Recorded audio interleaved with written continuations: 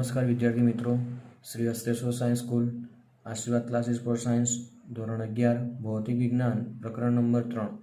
આજનો ટોપિક છે તત્કાલીન વેગ અને ઝડપ. તો આગળ આપણે ભણી ગયા છે સરેરાશ વેગ અને સરેરાશ ઝડપ. તો સરેરાશ વેગના અંદર શું આવતું હતું કે સરેરાશ વેગના અંદર તમને ઝડપ કોઈ પણ સમયગાળા માટે મળતી હતી. શેના માટે મળતી હતી? 2 થી 3 સેકન્ડમાં ગણો, 4 થી 7 સેકન્ડમાં ગણો, પણ એક્ઝેક્ટ સમયે. પરંતુ જે તે ક્ષણે વેગ શોધવા માટે સરેરાશ વેગ વ્યાખ્યાયિત કરી શકાય નહીં. ધારો કે 4 થી 5 સેકન્ડમાં, 4 થી 5 સેકન્ડમાં તો સરેરાશ વેગ, પણ 4.5 સેકન્ડે કીધું તો તે વખતે તમે સરેરાશ વેગને વ્યાખ્યાયિત કરી શકતા નથી. તો તમારે સરેરાશ વેગ પરથી સરેરાશ વેગનું સૂત્ર આ રીતના લખાયું હતું, અથવા v bar is equals to શું લેતા હતા? Delta x upon delta T. તો હવે આપણે શું કરવું પડે? સમયગાળો શું લેતા? સૂક્ષ્મ લેતા. સમયગાળો કેવો લેવાનો? સૂક્ષ્મ સમયગાળો. 1 સેકન્ડ છે, 0.5 સેકન્ડ છે, 0.01 સેકન્ડ છે, એના સમયગાળો સૂક્ષ્મ. અહીંયા 4 થી 5 સેકન્ડ છે ને, તો 1 સેકન્ડનો સમયગાળો સૂક્ષ્મ સમયગાળો લેતા જઈશું તો એક્ઝેક્ટ 4.5 સેકન્ડે તમારે વેગ શોધવો હોય તો શોધી શકાય. તો સૂક્ષ્મ સમયગાળા માટે શું કરશું? Limit delta t tends to 0 સરેરાશ વેગ બરાબર limit delta t tends to 0 delta x upon delta t. એટલે limit delta t tends to 0 એટલે સમયગાળાનો તફાવત કેટલા સુધી લીધા? સૂક્ષ્મ સમયગાળાનો તફાવત લેતા. તો આ સરેરાશ જે વેગ છે શેમાં ફેરવાઈ જશે? જે તે ક્ષણે વેગમાં ફેરવાઈ જશે. શેમાં ફેરવાઈ જશે? જે તે ક્ષણે. તો સરેરાશ વેગની જગ્યાએ કયો વેગ મળશે? હવે કયો વેગ મળશે? તત્કાલીન વેગ મળશે, જેનું સૂત્ર શું થાય? dx upon dt. એટલે આને લખવું હોય તો શું લખાય? અંતરનું શું છે? અંતરનું સમયની સાપેક્ષે શું કહેવાય? વિકલન. શું કહેવાય? અંતરનું સમયની સાપેક્ષે વિકલન એ કોની કિંમત આપે? તત્કાલીન વેગની કિંમત આપે. ઓકે. હવે તમારા બુકના અંદર એક આલેખ આપેલો છે. હવે એના અંદર શું આપેલું છે કે આ રીતનો આલેખ આપેલો છે, બરાબર. હવે તમારે એના આલેખના અંદર એ લોકો એવું કીધું છે કે તમારે કેટલા સેકન્ડે વેગ શોધવો છે? જે તે ક્ષણે. એટલે કેટલા સમયે વેગ શોધવો છે? મારે 4 સેકન્ડે. તો આના અંદર તમને આ ખ્યાલ છે, આલેખ કોના વિરુદ્ધ કોનો છે? અંતર વિરુદ્ધ સમય. અંતર વિરુદ્ધ સમયના આલેખમાં ઢાળ એ કોની કિંમત આપે? વેગની કિંમત આપે. મેં તમને કીધું હતું અંતર વિરુદ્ધ સમયના આલેખમાં ઢાળ એ કોની કિંમત આપે? વેગની કિંમત આપે. તો આ જે અંતર છે, આ જે અંતર આલેખમાં અંતર x જે છે એ આ સમીકરણ મુજબ બદલાય છે. x એ કયા સૂત્ર મુજબ બદલાય છે?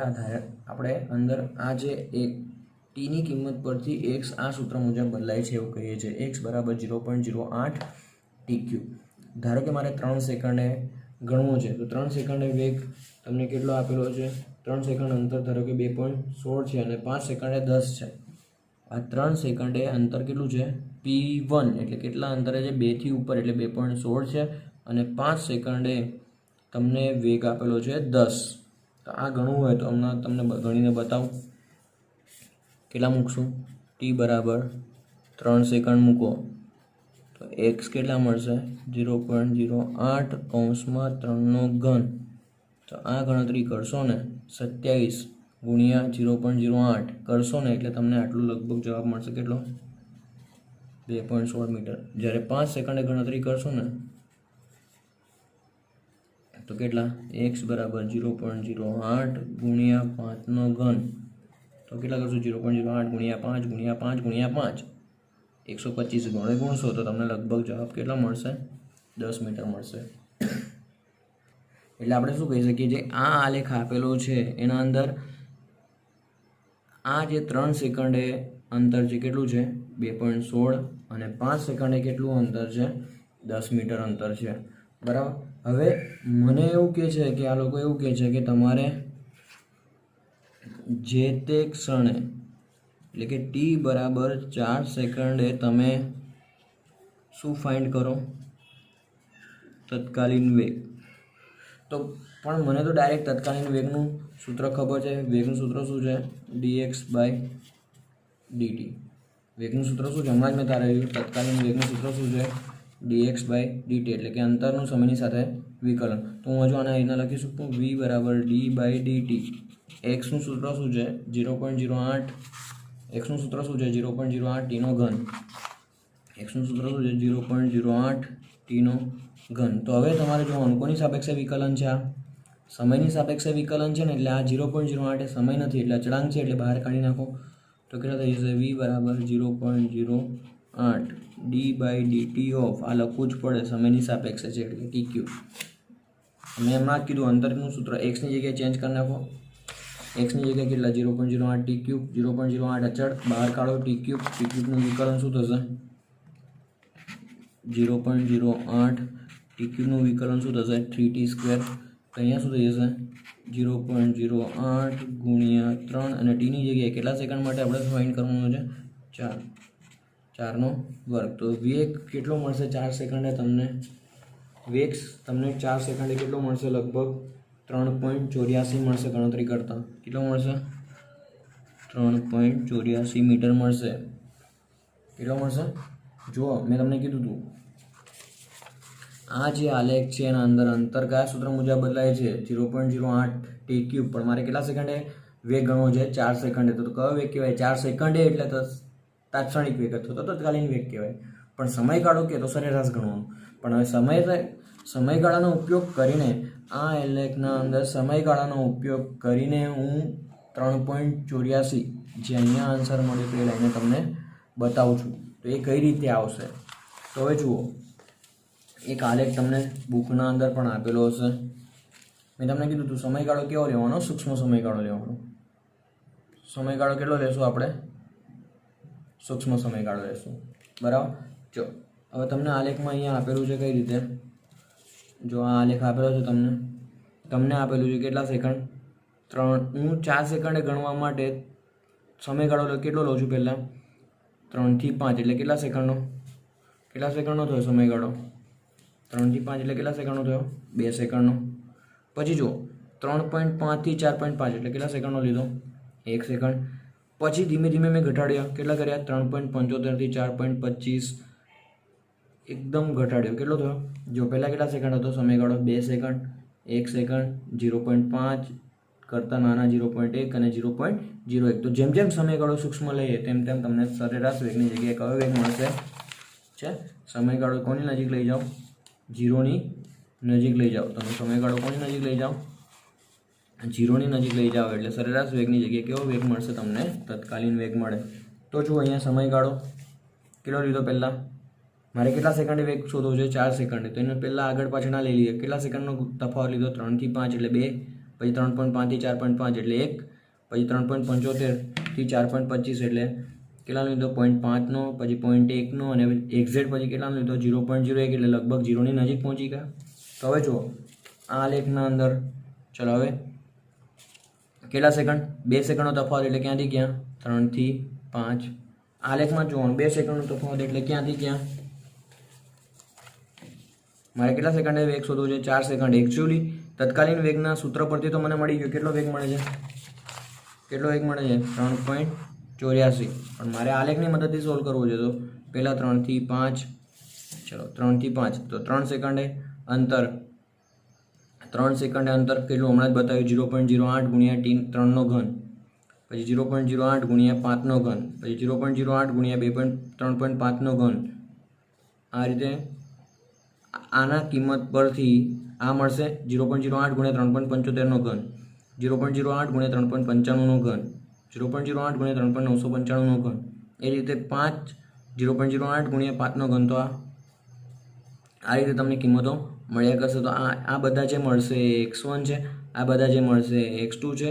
આનો નાનો તફાવત લેતા જાઓ ચલો 10 ઓછા 2.16 એટલે આટલા આનો નાનો તફાવત લેતા જાઓ એટલે આ શું મળ્યું તમને સ્થાનાંતર મળ્યું હવે સ્થાનાંતરને સમયગાળા વડે ભાગો તો 7.84 ભાગ્યા 2 આટલા 3.86 ભાગ્યા 1 આટલા 1.9285 ભાગ્યા 0.5 તો આટલા 0.384 ભાગ્યા 0.1 એટલે આટલા અને 0.0384 ભાગ્યા 0.01 એટલે એક્ઝેક્ટ કેટલો આવી ગયો 3.84 જે આપણે 3.4 સેકન્ડે આપણે ગણતરી કરતા હતા એના અંદર આપણે શોધી શક્યા શું તત્કાલીન વેગ આગળ પણ આપણે દાખલાની રીતે ગણ્યો હતો પણ આના અંદર આપણું મેઇન ઇન્ટેન્શન શું છે અંતર કયા સૂત્ર મુજબ બદલાય છે 0.08 t ક્યુબ આના મુજબ બદલાય છે 0.08 t ક્યુબ તો જો પહેલાં કેટલો તફાવત લીધો 2 સેકન્ડ 1 સેકન્ડ 0.5 એના કરતાં નાનો અને એના કરતાં નાનો તો આ સમયગાળા લઈ લીધા 3 થી 5 આટલાથી આટલો આટલાથી આટલો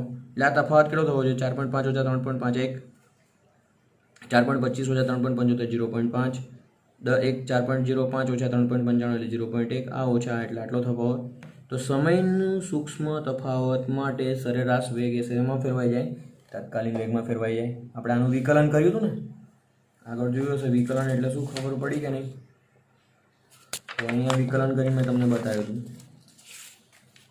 છે x બરાબર 0.08 ટીનો ઘન આનું વિકલન કરો તો 0.08 અચળ ટીનો ઘન જેટલી ઘાત આપેલી એટલી ઘાત આગળ એટલે 3 એક ઘાત ઓછી એટલે ટી સ્ક્વેર થઈ જશે 3 ટી સ્ક્વેર થાય ટીની જગ્યાએ કેટલા સેકન્ડે ગણવાનું છે 4 સેકન્ડે તો 3.84 મળ્યો અને આલેખની મદદથી પણ અહીંયા કેટલા મળે છે તમને 3.84 સમયનો તફાવત સૂક્ષ્મ લેતા જાઓ ઓકે એટલે આ રીતે તમારે તત્કાલીન વેગ સમજી શકાશે હવે આપણે આગળ ઉદાહરણ 3.2 તરફ જઈશું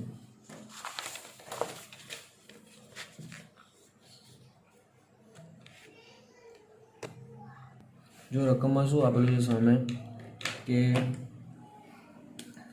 એક શખ્સને અનુલક્ષીને ગતિ કરતા પદાર્થનું સ્થાન સમય સાથે આ સૂત્ર મુજબ બદલાય છે જ્યાં a બરાબર આટલા અને b બરાબર આટલા તો હું મેં મૂકી દઈશું x બરાબર સૂત્ર શું છે a પ્લસ બીટી સ્ક્વેર a પ્લસ બીટી સ્ક્વેર જ્યાં a કેટલા છે 8.5 હું સમીકરણ જ બનાવી દઉં છું 8.5 વત્તા b કેટલા છે 2.5 ટી સ્ક્વેર આ આપણું સમીકરણ બની ગયું એને હું સમીકરણ નંબર 1 કહી દઉં છું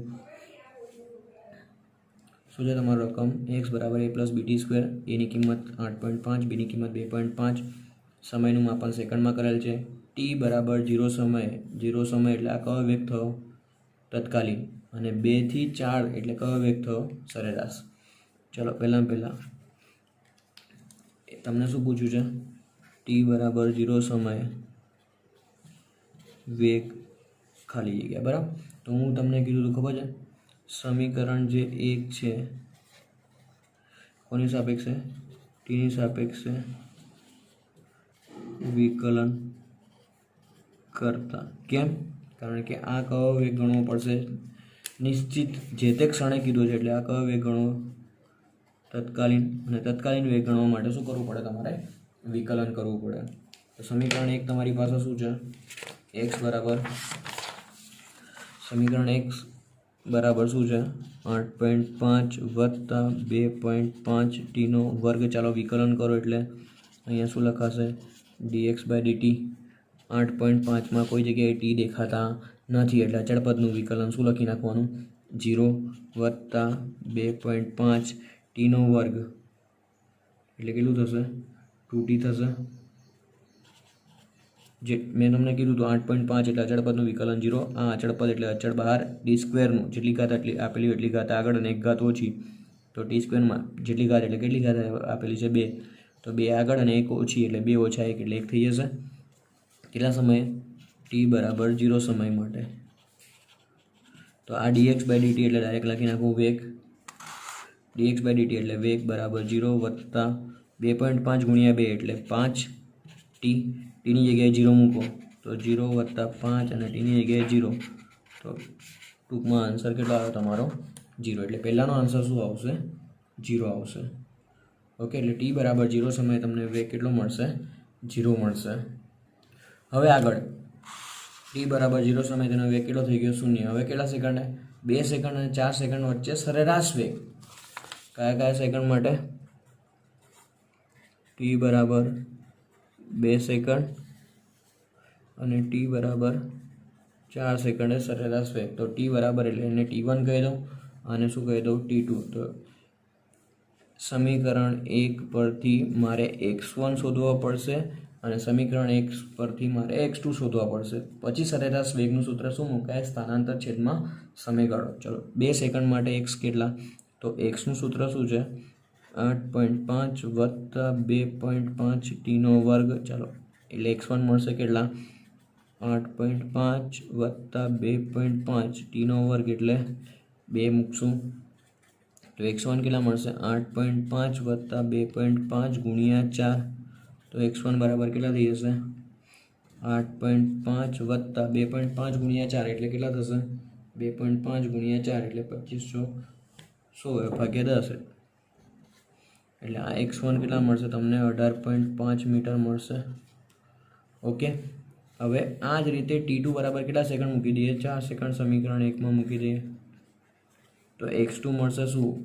8.5 વત્તા 2.5 ટીનો વર્ગ એટલે 4નો વર્ગ. તો x2 બરાબર 8.5 વત્તા 2.5 કૌંસમાં 16. તો x2 બરાબર 8.5 વત્તા 16 ગુણ્યા 2.5 40. તો સરવાળો કરો એટલે ટોટલ કેટલા મળશે? 48.5. હવે આના અંદર મારે શું ગણવાનું છે? સરેરાશ વેગનું સૂત્ર શું થાય? સ્થાનાંતર છેદમાં સમયગાળો. ચલો સ્થાનાંતર એટલે શું થશે? અંતિમ સ્થાન ઓછા પ્રારંભિક સ્થાન. તો સરેરાશ વેગનું સૂત્ર અંતિમ સ્થાન એટલે x2 માઇનસ x1 છેદમાં T2 માઇનસ T1. તો x2 કેટલા? 48.5. x1 કેટલા? 18.5. T2 કેટલા? 4 ઓછા 2.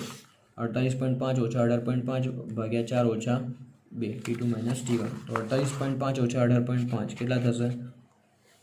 કેટલા? 48.5 ઓછા 18.5 કેટલા મળશે તમને? 30 ભાગ્યા 4 ઓછા 2 એટલે 2. એટલે સરેરાશ વેગ તમને કેટલા મળશે? 15 મીટર પ્રતિ સેકન્ડ. એટલે તમને ખ્યાલ આવી જવો જોઈએ જ્યારે પણ શું ગણવાનું કીધું? તત્કાલીન વેગ ગણવાનું કે તો શું કરવાનું? વિકલન. તત્કાલીન વેગ ગણવાનું કે તો શું કરવાનું? વિકલન. બરાબર છે ને? તત્કાલીન વેગ એટલે 0 સમયે કીધું તો dx/dt.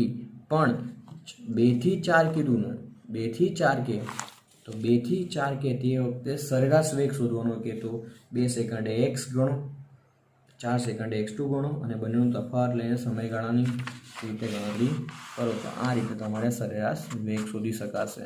Okay, thank you.